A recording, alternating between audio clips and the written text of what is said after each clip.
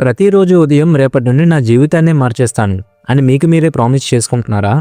కానీ మరుసటి రోజు ఉదయం అలారం మోగగానే ఇంకో 5 నిమిషాలని పడుకుంటున్నారా?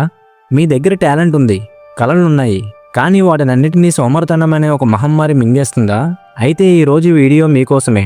ప్రపంచంలోనే అత్యంత క్రమశిక్షణ కలిగిన జపాన్ దేశస్థులు వాడే ఒకే ఒక చిన్న టెక్నిక్ మీ బద్ధకాన్ని ఎలా తరిమి కొడుతుందో ఒక చిన్న కథ ద్వారా తెలుసుకుందాం. ఇది విన్నాక మీ డిక్షనరీలో బద్ధకం అనే మాటే ఉండదు.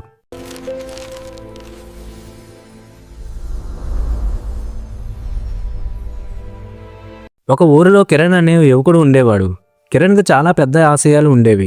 గొప్పగా ఎదగాలి, సమాజంలో పేరు తెచ్చుకోవాలని అనుకునేవాడు. కానీ అతని దగ్గర ఉన్న ఒకే ఒక్క చెడ్డ అలవాటు బద్ధకం. ఏ పని మొదలుపెట్టినా రేపు చేద్దాంలే అనుకునేవాడు. పుస్తకం తీస్తే నిద్ర వచ్చేది, వర్కౌట్ చేద్దామని అనుకుంటే బద్ధకం వేసేది.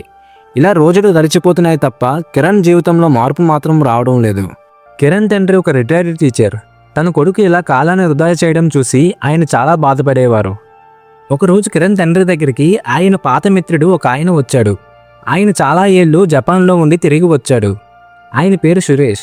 సురేష్ గారిని చూడగానే కిరణ్కి ఒక రకమైన ఆశ్చర్యం కలిగింది.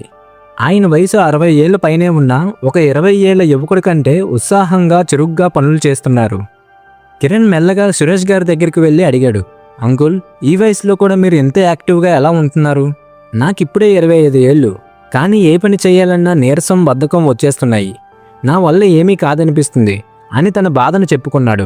సురేష్ గారు నవ్వి ఇలా అన్నారు, కిరణ్, అది నీ తప్పు కాదు. మన మెదడు ఎప్పుడూ సులభమైన పనులకే అలవాటు పడుతుంది. ఒక పెద్ద పనిని చూసినప్పుడు మన మెదడు భయపడుతుంది, అందుకే బద్ధకం పుడుతుంది. నేను జపాన్లో ఉన్నప్పుడు అక్కడ వాళ్ళు ఒక టెక్నిక్ వాడడం చూశాను. దాన్ని కైజన్ అంటారు. కిరణ్కి అర్థం కాలేదు. కైజన్ అంటే ఏమిటి అంకుల్ అని అడిగాడు. సురేష్ గారు వివరించారు, కైజన్ అంటే 1 మినిట్ ప్రిన్సిపల్. నువ్వు ఒక పనిని గంటల తరబడి చెయ్యాలనుకోకు. రోజుకు కేవలం 1 నిమిషం మాత్రమే ఆ పని చెయ్యి. ఉదాహరణకు, నీకు చదవడం బద్ధకం అనుకో, రోజుకు 1 నిమిషం మాత్రమే పుస్తకం చదువు. వర్కౌట్ చేయాలన్నా 1 నిమిషం మాత్రమే చెయ్యి, కానీ అది ప్రతిరోజు ఒకే సమయానికి చెయ్యాలి. కిరణ్కి ఇది చాలా వింతగా అనిపించింది.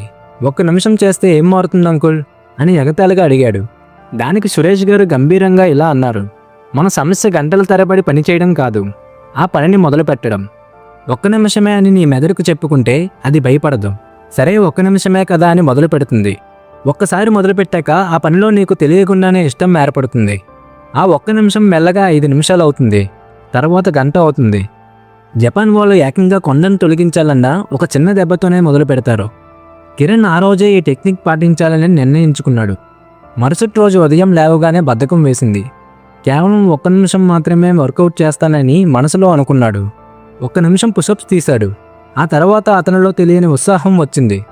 సాయంత్రం కూడా 1 నిమిషమే కదా అనేసి పుస్తకం తీశాడు. ఆశ్చర్యంగా ఆ రోజు 10 పేజీలు చదివాడు. రోజులు గడుస్తున్నాయి. కిరణ్లో మార్పు వస్తుంది. ఒకప్పుడు మధ్యాహ్నం వరకు పడుకునేవాడు. ఇప్పుడు సూర్యోదయం కంటే ముందే లేస్తున్నాడు. తన పనులన్నీ చకాచకా చేస్తున్నాడు. ఊరి జనం కూడా కిరణ్ని చూసి, ఏం జరిగింది ఈ అబ్బాయికి, ఎంత చురుగ్గా మారిపోయాడు అని ఆశ్చర్యపోయేవారు. జపాన్ వాళ్ళు వాడే ఈ టెక్నిక్ వెనుక ఉన్న రహస్యం ఏంటంటే, పర్ఫెక్షన్ కోసం చూడడం కాదు, కంటిన్యూస్ ఇంప్రూవ్మెంట్ కోసం చూడడం. మనం చేసే తప్పు ఏంటంటే, మొదటి రోజే జిమ్కి వెళ్ళి బాడీ బిల్డర్ అయిపోవాలని చూస్తాం. మొదటి రోజే 100 పేజీలు చదివేయాలని అనుకుంటాం. అది జరగకపోతే నిరాశ చెంది పనిని ఆపేస్తాం. కానీ విజేతలు అలా చేయరు. వారు చిన్న అడుగులు వేస్తారు. వారు తమ అలవాట్లను బలవంతంగా మార్చుకోరు, ప్రేమగా మలుచుకుంటారు. మీకు కూడా సోమరితనం ఉందా? ఏదో చేద్దామని అనుకుని ఆగిపోతున్నారా? అయితే ఈరోజే ఇప్పుడే ఈ కైజన్ టెక్నిక్ని మొదలు పెట్టండి. రేపటి వరకు ఆగకండి. మీకు ఇష్టమైన పనిని కేవలం 1 నిమిషం చెయ్యండి చాలు. ఆ 1 నిమిషమే మీ జీవితాన్ని మార్చేసే అద్భుతానికి నాంది అవుతుంది. గుర్తుంచుకోండి, పెద్ద మార్పు ఎప్పుడూ ఒక చిన్న అడుగుతోనే మొదలవుతుంది. మీలోని బద్ధకాన్ని చంపి మీ కలను నిజం చేసుకోండి. ఈ వీడియో మీకు ఉపయోగపడితే మీరు ఏ పనిని 1 నిమిషం పాటు మొదలు పెట్టాలనుకుంటున్నారో కింద కామెంట్ సెక్షన్లో తెలియజేయండి. అలాగే ఈ వీడియోని మీ ఫ్రెండ్స్ అందరికీ షేర్ చేయండి. ఇలాంటి కథల కోసం మన ఛానల్ని సబ్స్క్రైబ్ చేసుకోండి.